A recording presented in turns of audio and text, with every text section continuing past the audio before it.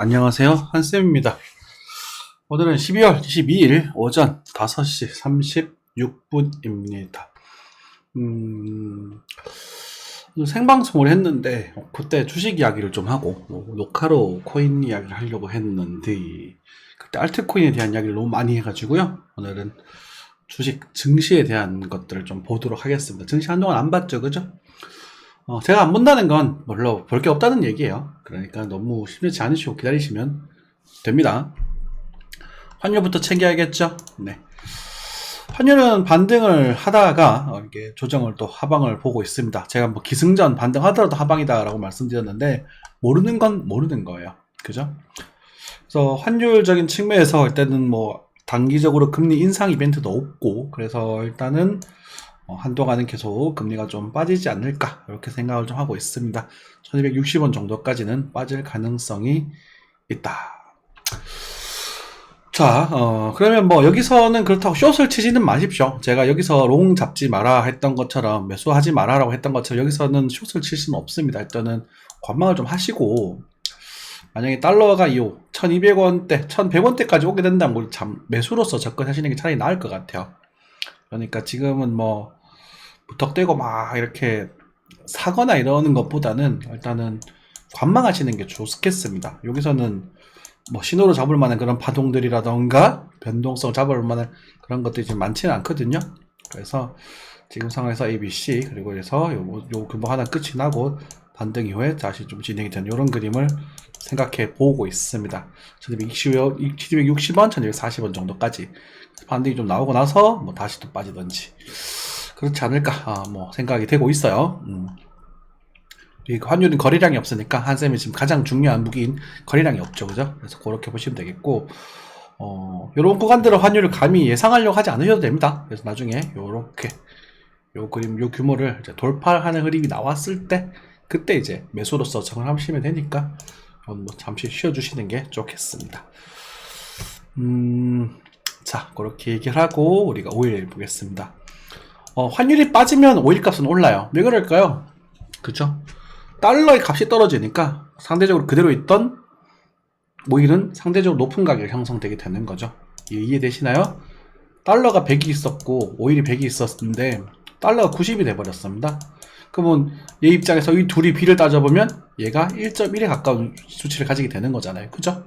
그렇게 해서 오일 값이 오르는 겁니다. 오일 값은 이제 오를 거다 이렇게 말씀드렸죠. 얘 70원이었나? 그대로 70에서 그대로 반등하고 있네. 이야, 그쵸? 죄송합니다. 네. 12월 말 내년부터 이제 그 한국에 있는 유류세, 휘발유에 대한 유류세금을 다시 좀 절감해주는 거, 35%까지 절감해주는 걸 이제 10% 정도를 다시 매기겠다고 합니다. 그러니까 이제 기름, 이제 휘발유, 그쵸? 우리 딱 월말에서 빵빵하게 채우시고 가득가득 그러고, 그죠? 근데 재밌는 건 제가 생각하기엔 유가가 좀 더 올라갈 것 같거든요. 한 80원대까지는 계속 올라갈 것 같아서 항상 정부주 뒷북을 치죠. 그래서 기름을 좀 야무지게 넣어 두시기 바라겠습니다. 또 그래서 휘발유 값이 좀 더 부담스러운 가격으로 되지 않을까. 그래서 물가가 잡히는데 좀 안 좋은 영향을 하나 미치지 않을까 이렇게 싶습니다. 그죠? 그렇게 보시면 되겠고, 그리고 나스닥을 좀 봐야겠죠? 나스닥은 항상 봐야 되는 부분이니까. 나스닥은 미국에 있는 기술주입니다. 기술주인데 요때 제가 언제까지 얘기했지? 12,400 정도까지 이야기했던 것 같아요. 제 기억에 맞는지는 모르겠습니다. 아마 맞을 거예요. 근데 12,400까지 못 가고 12,260에서 맞았네요. 이런 식으로 해서 정말 많이 가면 12,400 정도까지 빠지지 않을까요? 라고 했었는데 지금 빠져버렸어요. 그쵸? 그리고 지금 달러도 살짝 그러니까 나스닥도 살짝 반등을 주고 있는 그런 상태입니다. 하지만 나스닥 입장에서 크게 지금 반전할 만한 그런 건수는 없습니다. 단호하게 말씀드릴게요. 반전하더라도 다시 쇼각을 보실 수 있을 겁니다. 다만 나스닥 입장에서 여기는 굉장히 맛있어지는 자리거든요. 이 자리가. 그래서 우리 이 자리를 좀 여러모로 체크를 좀 해보시고, 아마 나스닥이 여기 오게 되면 환율도 많이 싸져 있을 겁니다. 그래서 이제 그때는 미국 증시들도 기술적 반등을 한번 하겠죠. 뭐 전고점 돌파는 없습니다. 그래서 좀 큰 규모의 기술적 반등이 한번 이루어질 수 있으니까 아마 만 달러, 만 포인트 아래에서는 좀 노려보실 수 있을 겁니다. 테슬라도 그렇고요. 제가 좀 관심 있게 본 종목이 메타거든요. 그런 종목들을 한번 보시면 되겠고, 지금 이런 정도 수준 가지고는 편하게 뭔가를 하기가 아직은 좀 부담스러운 모습이다. 이렇게 해석하시면 될 것 같습니다. 나스닥도 굉장히 빡세요. 이런 모습일 때는 햄버거 매매하면 안 돼. 다쳐. 한샘 시키는 대로 하시면 다행일 거예요. 다만 지금 코스피가 좀 안 좋은 모습입니다. 코스피가 먼저 좀 반등을 했죠. 그렇죠? 그래서 나스닥이 아마 지금 여기 정도 돼 있지 않을까라는 추측을 해볼 수도 있을 겁니다. 여기 정도. 그래서 지금 코스피가 크게 한 반등을 했었는데, 코스피는 사실 이제 중국에 대한 리오프닝 기대감으로 많이 상승을 했다고 보시면 돼요.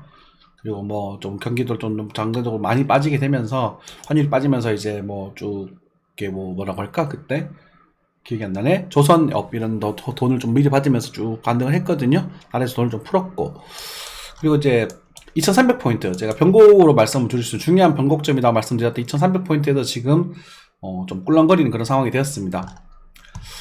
여기서는 좀 버텨줘야 될 필요가 있어요. 근데 지금 이 상황이면 좀 빠지지 않을까 싶기도 한데, 이건 조금 지켜봐야 될 것 같습니다. 그래서 어찌됐건 빠져봤자 이제 쌍바닥을 확인하러 같이 가겠죠. 그래서 이 정도까지는 열어두고 계십시오.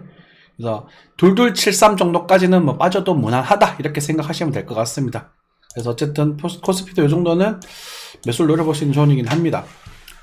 다만 이 구간에서 우리가 이제 리오프닝 관련해서 좀 힘을 받다가, 리오프닝 관련해서 좀 힘을 받다가 지금 중국이 코로나 질병이죠. 그런 것들 때 굉장히 지금 이슈가 핫해요. 그것에 대한 악재로 지금 빠지고 있는 중입니다. 근데 그 코로나 악재는요, 시간이 지나면 알아서 해소될 문제거든요.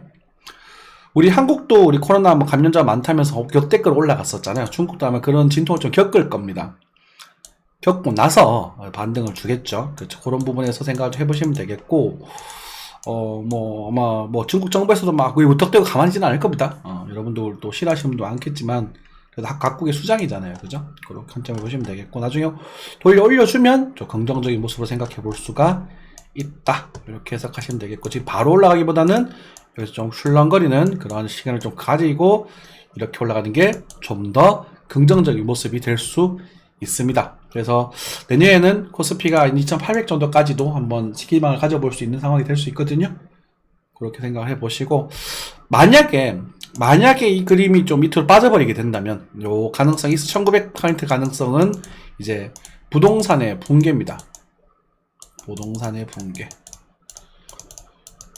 그러니까 부동산 PF 관련해서 건축업들이 더 줄도산을 하게 되고, 그래서 그것들에 대한 대출로 해서 우리 한국 대기업들이 또 쭉쭉쭉쭉 그런 구조조정을 하게 되면서 우리 많은 분들이 이제 연쇄적으로 이런 악재가 있단 말입니다. 연쇄적으로 뭐 많은 분들이 또 직장을 잃게 되고, IMF 때처럼 그런 분들이 이제 이 부분들이 집값을 대출을 갚지 못하게 되고, 그러면서 다시 그 부동산이 경매로 나오게 되고, 이런 악순환이 생길 수 있어요.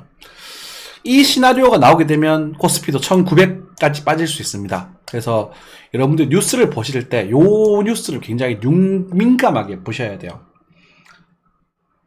중국도 마찬가지고요. 중국도 지금 리오프닝 관련되면서 좋아지고 있어요. 하지만 중국 같은 경우는 일단은 제로 금리를 유지하고 있거든요. 제로 금리가 0이에요. 그래서 유지하고 있는 부분인데, 얘네들 이제 부동산 부식이 워낙 심하기 때문에 이게 좀 그쪽도 이제 헝다그룹의 부동산이 좀 문제입니다. 중국이 우리나라도 부동산이 조금 더 심각해요. 우리는 지금 금리를 올리고 있기 때문에 그게 지금 표면으로 막 드러나고 있는 중이고, 중국은 지금 버티고 있는 중이거든요. 그래서 그게 좀 심각한 상태지만, 어쨌든 중국의 소비력에 좀 투자를 하실 필요가 있습니다. 중국의 소비력. 아시겠죠? 우리가 중국 사람들이, 돈 있는 사람들이 이제 소비를 한다라고 했었을 때, 중국의 상위 1%가 몇 명이에요? 1500만 명이에요. 대한민국 인구의 3분의 1입니다. 대충 거의. 그러니까 걔네들이 소비하는 물건들 생각을 해볼 필요가 있어요. 이해되셨죠? 네, 그렇게 보시면 될 것 같습니다. 개별 종목들은 딱히 언급을 드리진 않을게요. 오늘 관심 있었던 종목들은 여러분들께서 저희 단톡방을 통해서 질문을 해주십시오. 제가 그걸 퍼드리진 않습니다. 퍼드리진 않는데, 여러분들 이것저것 물어보시면 제가 나름대로 이제 기업 분석, 그냥 차트와 기업과 경기적인 측면들 다 종합해서 판단해서 여러분들에게 제시를 해드리겠습니다. 크래프톤 같은 경우는 지금 상당히 좀 안 좋아져 버렸어요. 좀 죄송한 얘기인데, 크래프톤 그때 팔아라라고 말씀을 드릴 걸 해난 후회가 좀 듭니다. 결과론적인 이야기지만, 크래프톤은 일단은 좀 JS를 좀 해드리자면, 크래프톤은 지금 여기서 거래가 나왔는데, 이제는 팔고도 좌시고 할 수가 없습니다. 이게 지금 여기서, 이게 상장된 지 얼마 안 돼가지고 차트 분석하기 되게 빡센 상태예요. 우리가 파동의 앞에 이런 구간이 있어야 여기서 뭐 눌림목 잡아보고 하는 그런 관점인데, 이게 상장주잖아요. 그죠? 우리가 작년에 상장됐던 친구라서, 요 파동을 믿었습니다만, 이 반등파를 믿었으면 이 반등파가 깨져버렸습니다. 그래서 우리가 한 20만원 전후에서 우리가 매수로 한번 접근해 볼 수 있지 않을까요? 라고 말씀을 드렸는데, 20만원 전후에서 여기 슈팅에서 거래가 터지면서 여기 몰리는 시체들 잔뜩 있죠. 그래서 이제 이 구간에서 거래가 안 나와버렸습니다. 여기서 나오긴 나왔는데 좀 약하죠. 그죠? 반등이 안 나와버리면서 밀어버렸어요. 그래서 지금은 크래프톤은 투자하기가 좀 상당히 껄끄러운 상태가 되어 있는 상태입니다. 그렇다고 뭐 손절할까요? 라고 질문하셨을 때 제가 그 말도 못 드리겠어요. 이건 지금 버티셔야 된다는 말밖에 못 드리겠습니다. 그냥 손절도 하지 마시고 물타기도 하지 마시고 그냥 시간이 해결해 줄 것이다. 2년 3년 보고 버티십시오. 이 회사가 또 나중에 또 뭔가 나와서 또 좋은 결과가 있지 않을까 기대를 해보는 거죠. 영업이익 체크하시고, 영업이익 안 나오면 이 회사는 버려야 됩니다. 영업이익.